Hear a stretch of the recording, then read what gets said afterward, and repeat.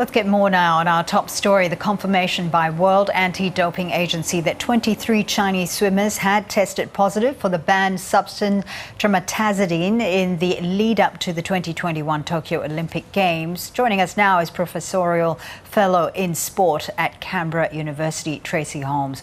Always great to have you on the show here, Tracy. Thanks, Fauzia. Right, so now the New York Times, as I've read it, is reporting that Chinese officials had secretly cleared these swimmers of doping, and then the World Anti-Doping Agency had chose not to intervene. Talk to us about this testing process. Is that the normal testing process? It's a very good question, and I've only just finished doing an interview with the Senior Director of Science and Medicine at WADA, Dr. Olivier Rabin. I need to go back just a little step because there's a German documentary company run by a man called Hayo Seppelt who's been very big on chasing doping sagas around the world. And he's been working on a documentary on this topic, the 23 Chinese swimmers ahead of Tokyo, for the past 2 years. That documentary is to air tonight on German television. Now, the New York Times has also picked up on this story and run with it. They found out, coincidentally, that they were working on the same story independently and have shared some information. So what has happened is WADA has since come out and confirmed that they knew about these 23 positive tests. They knew that China did their own investigation. It was impossible for other people to get inside China during the whole COVID lockdown period, which is when this happened.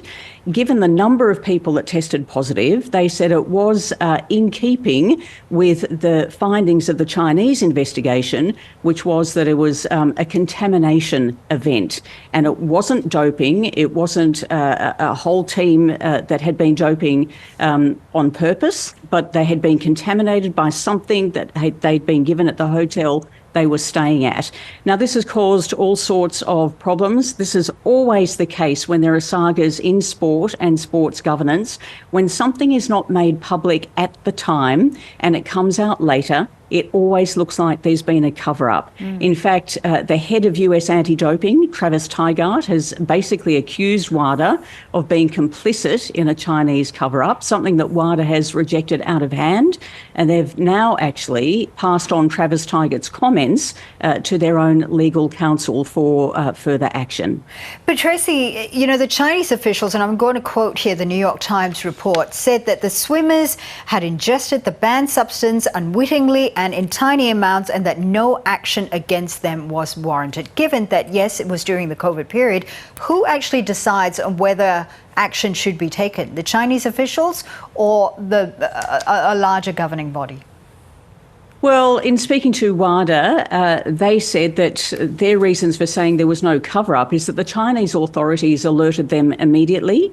WADA then did their own investigations, not inside China because they couldn't get there, but as much as they could, looking at the levels of TMZ that were inside these athletes, also looking at the strange nature of the recordings of these positive tests. They weren't positive and consecutively positive. They were positive, then negative, then positive. They were a little bit all over the place. And remember also that these swimmers are some of the most tested people on the planet, and it wasn't in keeping with the tests that had been done in the days prior to this positive test for the 23 swimmers. So there was a whole lot of confusion around this, but WADA did their investigations. They asked for the complete file when China told them about this.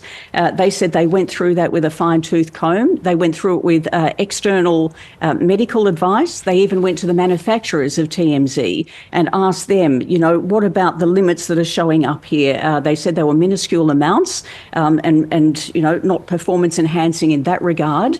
But again, all of this could have been avoided if WADA did think, and they say they did, they looked at this scientifically, they looked at this legally. There was no case to be able to take this any further, to be able to prosecute, and they accepted that it was a contamination process.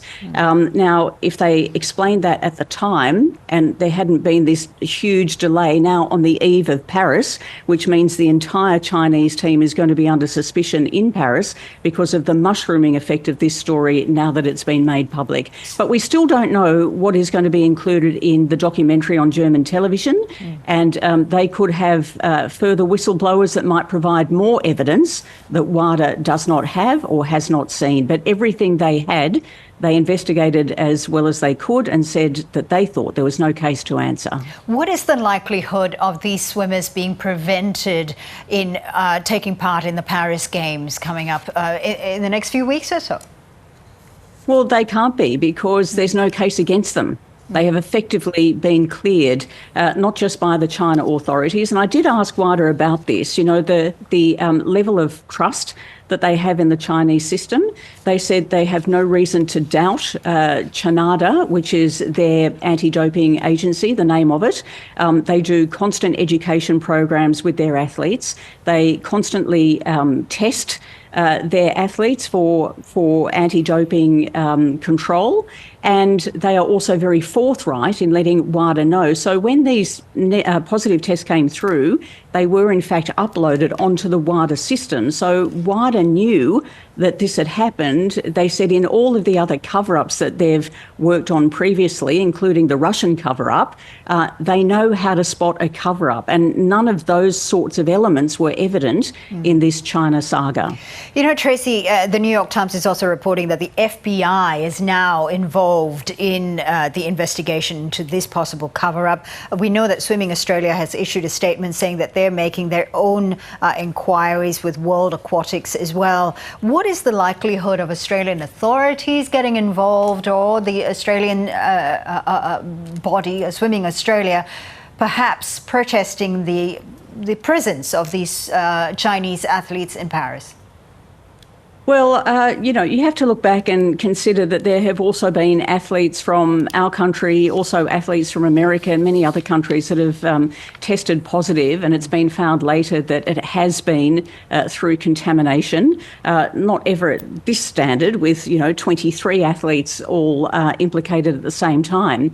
But the Australian swimming body is, of course, a member of the international body, World Aquatics. World Aquatics also said they reviewed the case file at the time and thought there was no case to answer.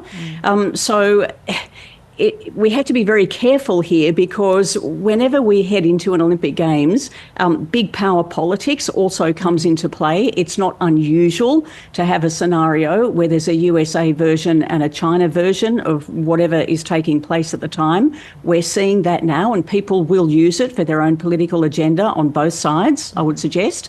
But the FBI is involved because after that huge case with doping in Russia, systemic doping, and that massive cover-up. Remember, the whistleblower was actually the man who was in charge of the lab at the time, who was, you know, filtering through the positive samples and replacing them with negative samples.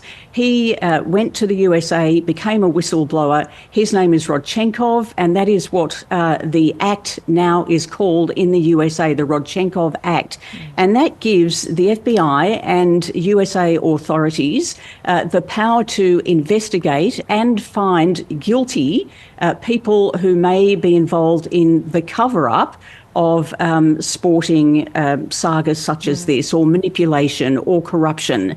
And so that is what we're seeing being brought into play here, the FBI relying on that Rodchenkov Act and these extraordinary powers that the USA has in saying that they can basically investigate anybody anywhere if they think corruption is at play.